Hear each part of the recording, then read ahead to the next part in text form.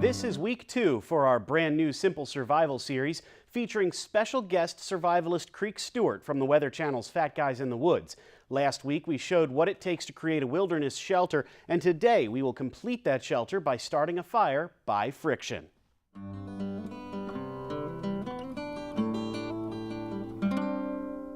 Welcome to week 2. In week 1 we looked at the primitive shelter. Now today we're going to tackle fire. Creek, why is it important to have fire? Man, fire is what separates the men from the boys in the woods. It's related to every single survival priority. Staying warm, boiling and purifying water. If you do not know how to make fire in the woods, you're in trouble. For our fire start method, we chose the bow drill. It's fairly simple to construct and uses materials that are easily found in the woods. Things like sticks, bark, and a shoelace. We almost always have cordage on our bodies if you're willing to think outside the box. First, we found a stick for the bow.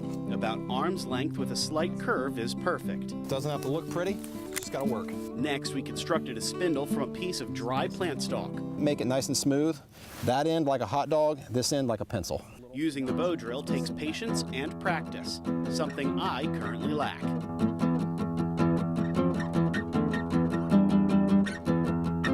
You know, I teach the bow drill to people from all over the world, and the primary reason that I teach it is so they know that they never want to put themselves in a position where they actually have to do this. There's so many little tools that you can carry on your person, you know, like a lighter or ferro rod, that can cut this process down to seconds.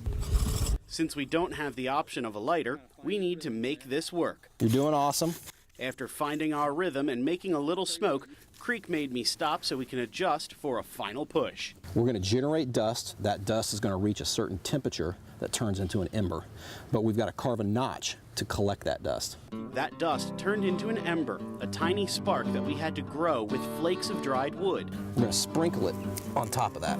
Then coax it into flame in a big bundle of dried grass and twigs.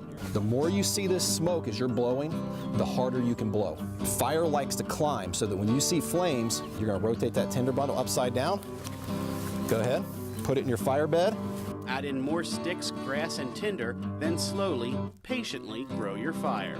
Congratulations, man. You just made fire with sticks. So, Creek, I see fire. That means we're done, right? In survival, man, we're never done. We've got shelter, we've got fire, true, but we still have to secure water and food. And until then, we can't rest. All right, well, it sounds like a good place to stop for this week at least. We'll see you next week, same time, same place. For News 11, I'm Peter Taraborelli.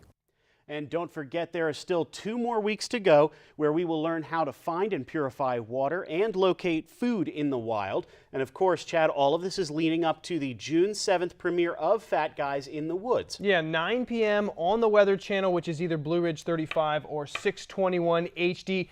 And of course, you're involved, but not really the woods, more kind of like a desert atmosphere. Yeah, it was definitely Fat Guys in the desert for this one, so no woods unless you consider a cactus a tree. Right, exactly. So it'll certainly be entertaining to watch.